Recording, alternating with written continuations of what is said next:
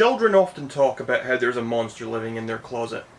And this scary idea is reinforced by certain TVs and movies that we're accustomed to watching. We responsible adults, though, we know that there's nothing in our closets other than maybe some clothing or maybe a dead body if you're the kind of guy who likes to go out and have a little bit of the fun at the weekend, you know? But kids don't know that, and oftentimes their irrational mind takes over and they start thinking that there's some scary monster in their closet.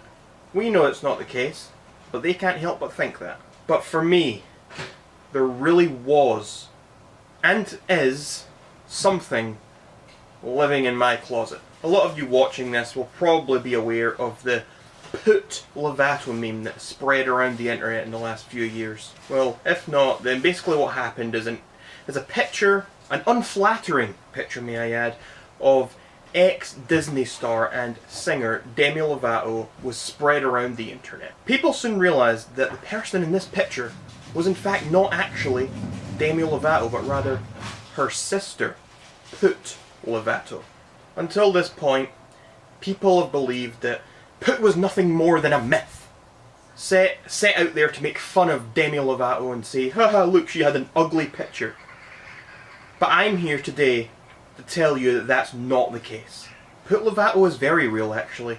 In fact, she's actually the person you see in public today and you think of as Demi Lovato. You see, this whole time, the real Demi Lovato has been living in my closet.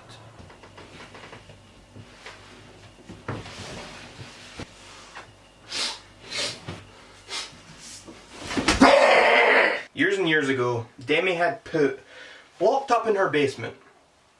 But then Put escaped. And she tried to kill Demi. So Demi had no choice but to flee. I found Demi living in a back alley near to where I live. I explained to her that she could come home with me because I recognized her and I trusted her, and she could live in my closet. Just for fun. Just for laughs. During her stay, Demi started to break down. And she eventually reached a point where her speech was not very good, and she reached a point where she started to only speak in broken sentences. But for the most part, personally, I like to make sure that she didn't speak at all. Eventually, I ended up kicking Demi out.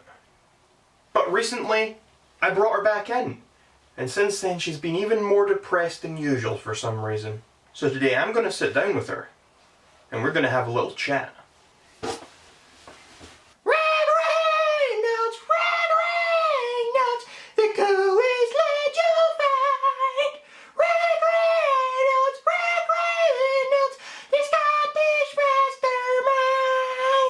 Thanks for agreeing to do this today, Demi. I appreciate it. I really do appreciate it.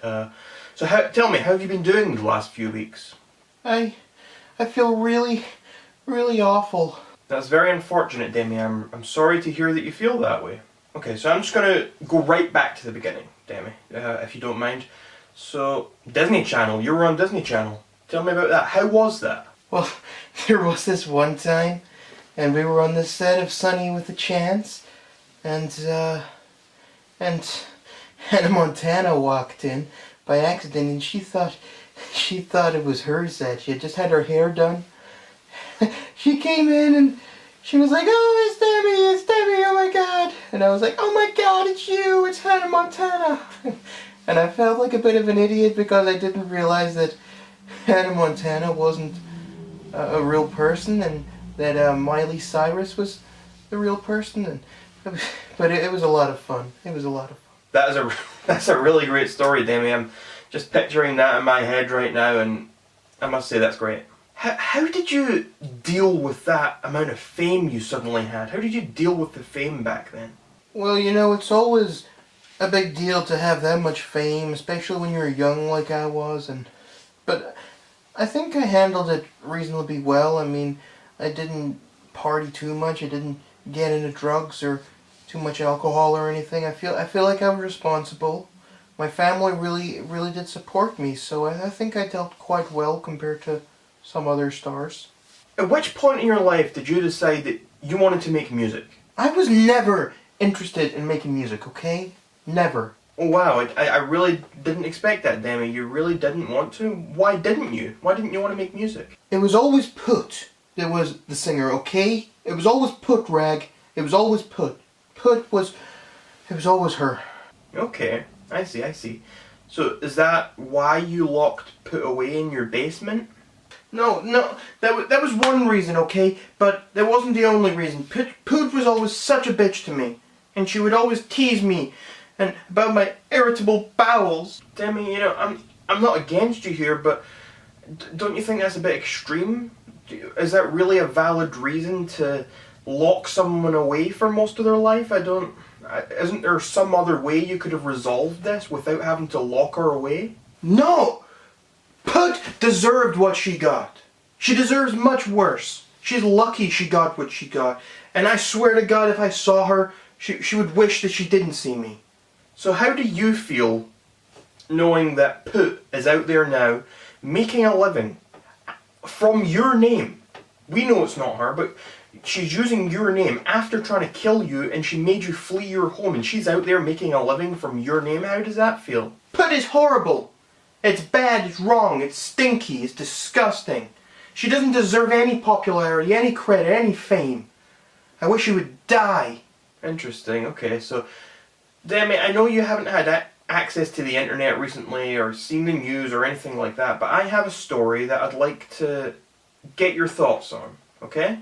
Go on. Well, there's been a news story recently about Demi Lovato. I know you're Demi, and it's actually Put we're talking about, so there's been a news story about Put Lovato in the news recently, and she had a drug overdose and she was rushed to hospital. What do you think about that? Does that surprise you at all? I'm not surprised that Put got into drugs at all. She was always up to no good as a kid.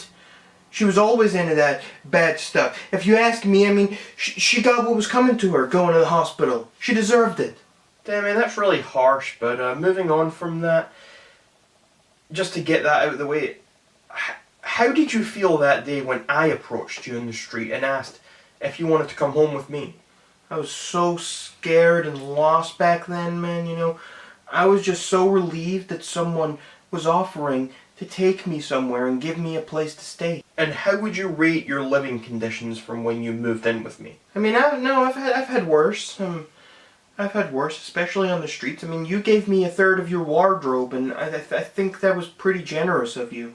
And how well would you say that you've been treated? Well, I got to eat every other day, and you let me out of the wardrobe at least once every week or so.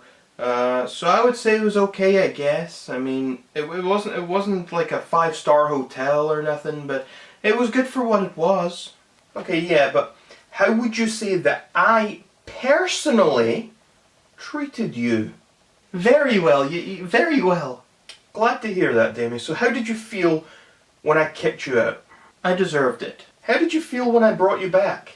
I mean, you made me kill the sloth, but in the grand scheme of things, it wasn't that big a thing to ask. It wasn't a big deal, since you were giving me a huge favor on your part, a huge favor giving me that space back, and it felt good, I suppose, because I knew I wouldn't be cold, I wouldn't be hungry anymore. I would have somewhere to stay. What are your life goals moving on from here now, Demi? I'm just gonna see where life takes me, I suppose.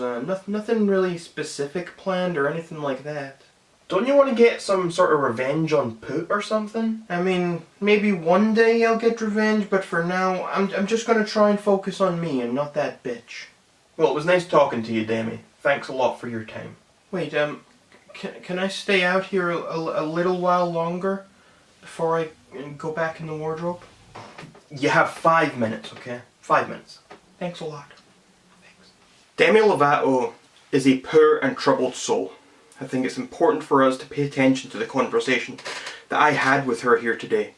And I think it's important for us to make sure that nothing like this ever happens again. So to any of you out there who might have a sibling, a twin sibling, whatever, that you have locked in your basement, please do yourselves, do me, and do everyone else a favour and put them out of their misery. Because really, it's not worth leaving them where they are in that situation just for them to eventually escape, try to kill you, and then you have to flee your home. I mean, next thing you know, you're going to turn on your TV and you're going to see that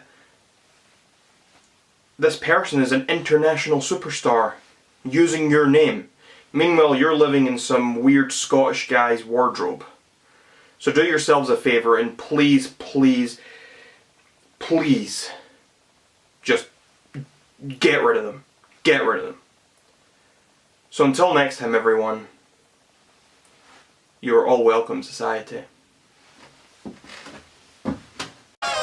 Ragreynolds, the coolest lad you'll find. Ragreynolds, a Scottish mastermind.